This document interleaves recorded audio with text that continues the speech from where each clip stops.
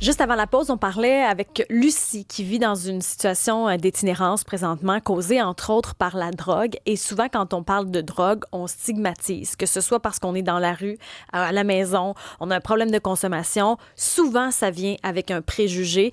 Gabi Gatineau est avec nous. Elle est humoriste et conférencière en prévention de la consommation de substances, entre autres. C'est une ancienne toxicomane. Merci d'être avec nous. Merci de m'accueillir, Isabelle. Est-ce qu'on dit ça, ancienne toxicomane? C'est péjoratif de dire ça. Éclaire-nous là-dessus parce qu'on veut pas être maladroit. Pour moi, peu importe, tu peux m'appeler comme que tu veux. Moi, je sais que c'est mon passé. Je sais que je suis sobre en ce moment, abstinente, ancienne toxicomane. En fait, je serai toujours toxicomane. On est toujours toxicomane quand on a un problème avec la drogue ou l'alcool. On reste toxicomane?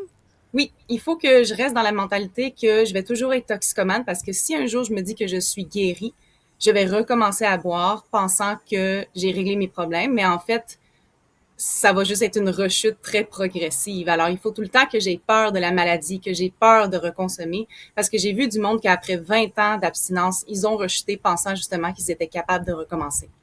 Aujourd'hui, ça fait 9 ans que tu es sobre. Tu en as fait une publication sur les réseaux sociaux. Est-ce que tu as l'impression justement que ça vient pour certaines personnes avec une étiquette négative? Absolument, j'ai encore, même après 9 ans d'abstinence, j'ai encore des préjugés. Je fais des conférences dans les écoles, puis parfois quand j'essaie de contacter les écoles, ils vont me dire oh non, le fait que vous avez consommé pendant tellement d'années et que là vous allez bien, ça va justement dire aux jeunes que ben consommer, on peut le faire et arrêter, c'est n'importe quand, tandis que ça demande tellement de travail. Alors j'ai énormément d'écoles qui me disent que mes conférences vont justement proposer aux jeunes consommer, vous pouvez arrêter n'importe quand. Ben, alors que la meilleure personne pour en parler, c'est celle qui l'a vécu. Là, moi, je peux bien faire une conférence, mais je suis pas crédible. Non, c'est ça. Donc, j'ai encore beaucoup de préjugés envers les écoles. C'est très difficile de justement leur faire comprendre que ma conférence, elle est très éducatrice. C'est une conférence, mais aussi un atelier. Donc, je fais travailler les élèves, je les fais participer, je leur montre tous les types de drogues, je leur montre tous les dangers, les raisons pourquoi on consomme, le cercle vicieux de la consommation et comment est-ce que ça a été tellement difficile de s'en sortir et encore aujourd'hui de rester abstinente, mais aussi le jugement qui vient avec ça. Par exemple, moi, j'ai des assurances qui ne veulent pas m'assurer parce que je suis un trop gros danger pour eux. C'est Donc, vrai. une personne qui consomme à tous les jours va se faire assurer sans problème, mais vu que moi, j'ai été chercher de l'aide en maison de thérapie et que je suis sobre, je suis considérée comme un très grand danger pour la rechute et ils ne m'assurent pas. Mais comment on veut avoir une société qui soit capable de se réhabiliter si on les aide pas? Exactement. Donc, le jugement est encore présent même après 9 ans d'abstinence. Dans ton cas, c'est arrivé comment? Je sais qu'il y a une première vague où ta mère, je crois, consommait. Oui, exactement. Donc, moi, ma dépendance tient de ma mère biologique.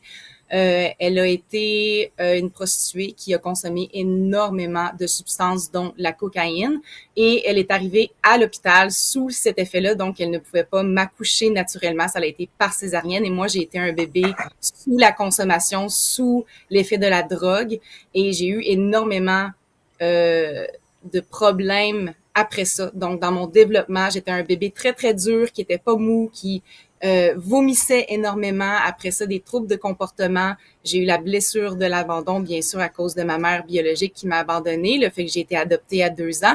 Mais après ça, ça l'a développé pour un trouble de la personnalité à très limite et un TDAH aussi. Donc, la compulsion et vouloir tout le temps plaire à tout le monde ne m'a vraiment pas aidée quand j'ai tombé dans la consommation. Donc, comment est-ce que c'est long sevrer un bébé parce que t'es pas la seule à avoir vécu ce triste sort-là? Ça prend combien de temps à ce qu'un bébé redevienne finalement sobre et n'ait plus cette dépendance? Je vais seulement parler pour moi-même, mais je sais que j'ai toujours eu des problèmes. Toujours eu des problèmes, que ce soit des problèmes physiques, tu sais, comme ma motricité, par exemple. Mes parents ont seulement vu en tant qu'adulte, quand j'ai pris des cours de danse en étant sobre, puis que j'ai fait un spectacle de danse devant eux, comme dans ma vingtaine, que là, ils ont vu, oh mon Dieu, on l'a jamais vu danser comme ça. Avant, elle était tellement... Je faisais des cours de ballet quand j'étais jeune, puis j'étais toute poignée, j'étais pas capable. Donc, oui, je vais être sobre, mais les problèmes seront quand même là à une très longue durée, même presque toute ma vie. c'est arrivé quand tu étais très jeune. Tu parles de famille d'accueil, donc à 2 ans.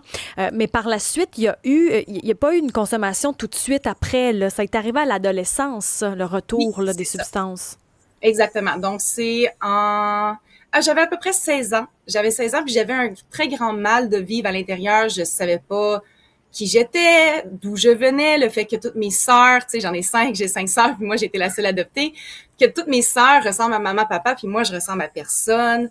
Je me sens toute seule, je me sens abandonnée, je veux me faire aimer par tout le monde parce que j'ai la blessure de l'abandon. Puis là, ben, je commence à consommer. Ma première consommation a été justement l'alcool, le fait que je me suis saoulée devant tout le monde était comme waouh, Gabi est donc ben cool, est donc ben wild, est capable de boire. Puis là, j'ai eu tout de suite de l'appréciation de mes amis au secondaire. Je me suis dit, eh ben, le monde me trouve cool, le monde m'aime, je vais continuer. Et puis ensuite, la consommation a changé pour de la marijuana, pour des pilules, pour toute autre chose jusqu'au moment que ça soit la cocaïne. Mais ça, là, tu nommes quelque chose d'important, là. L'appréciation des pairs. Quand tu es jeune puis que tu te fais encourager, t'es hot de consommer, on comprend pas quel impact ça peut avoir. Exactement. Puis moi, j'avais tellement un besoin d'être aimée parce que je me sentais un peu comme le petit, le petit vilain canard, tu sais, chez moi. J'étais comme, tu sais, je comprenais vraiment pas pourquoi j'étais comme ça. J'étais très violente quand j'étais jeune. Je frappais mes sœurs, puis je ne comprenais pas pourquoi mon comportement était comme ça. Puis c'est vraiment plus tard, en étant sobre, que j'ai fait beaucoup de recherches sur la dépendance, sur le TDAH, sur la blessure de l'abandon.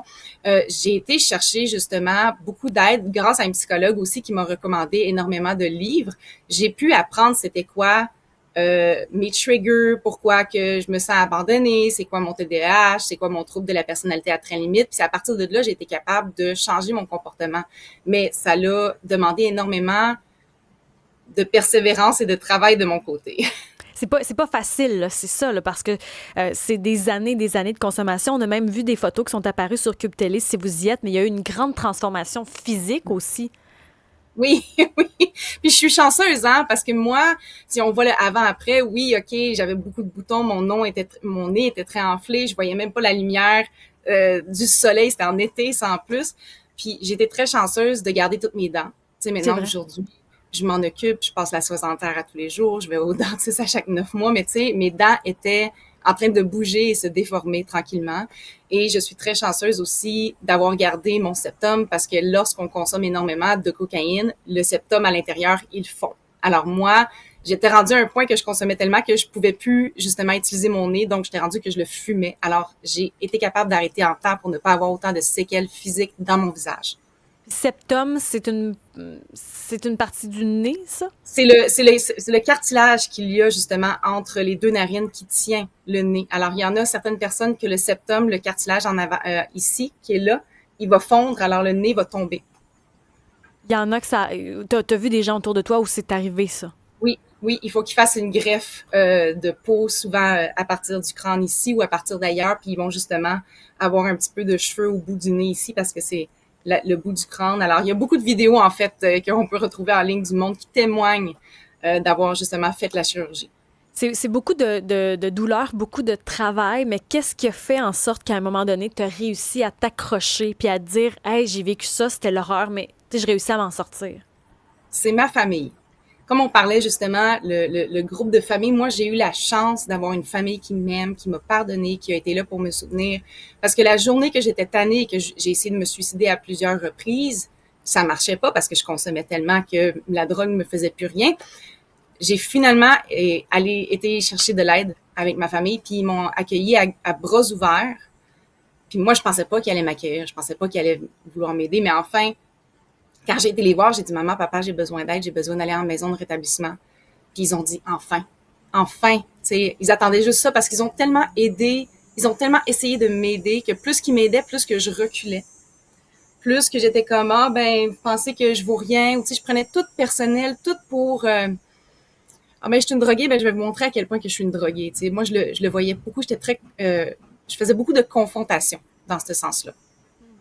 Puis aujourd'hui, 9 ans, maintenant, 9 ans de sobriété, comment ça va? Comment ça se passe? Il y a encore des moments difficiles, je dois dire, tu sais, le fait d'être TPL. Tu sais, je m'améliore avec les années, mais j'ai souvent des triggers, des moments que quand je commence à pleurer, puis que c'est la fin du monde, je vois pas d'issue, tu sais. J'ai pas l'envie de consommer, mais j'ai parfois, dans les moments très difficiles, je vais avoir juste envie de tout abandonner parce que je vois pas la lumière au bout du tunnel. Puis je pense que c'est pas nécessairement à cause de la consommation, je pense que c'est à cause de la vie d'aujourd'hui, à quel point que c'est difficile de s'acheter une maison, l'économie, l'argent, le stress, l'anxiété, les réseaux sociaux. Tu sais, dernièrement, j'ai fait une pause des réseaux sociaux parce que ça l'affecte ma dopamine, ça l'affecte mon cerveau, puis j'ai vraiment décidé, c'est quoi, je vais me concentrer un petit peu plus sur moi. Donc, malgré 9 ans de sobriété, j'ai plus envie de consommer. C'est plus une idée pour moi, mais j'ai quand même des moments donnés que je me sens seule, vulnérable, mais justement, grâce à ma famille, grâce à mes amis, j'ai un bon support autour de moi. Puis maintenant, je suis capable d'aller chercher de l'aide vraiment plus facilement qu'avant. Aller chercher de l'aide, c'est un bon truc. Pose des réseaux sociaux, ça aussi, c'est une autre bonne solution. Trouver des choses qui te font du bien. Gabi Gatineau, merci de ton partage aujourd'hui. Je suis certaine que ce que tu fais, en tout cas les conférences, ceux qui t'acceptent, font une grande différence auprès de ceux qui entendent ton message, finalement. Gabi Gatineau, merci de ton temps aujourd'hui. Ça fait plaisir. Merci. Bonne journée. D'ailleurs, le problème de drogue dans la rue, il y en a beaucoup, puis on va en discuter dans les prochaines minutes avec Joseph Dahine, qui est intensiviste au CIS de Laval et professeur adjoint aussi à la clinique à l'Université de Montréal. Si vous avez des questions pour lui, là, c'est le temps de composer le 187 Cube Radio, 1-877-827-2346.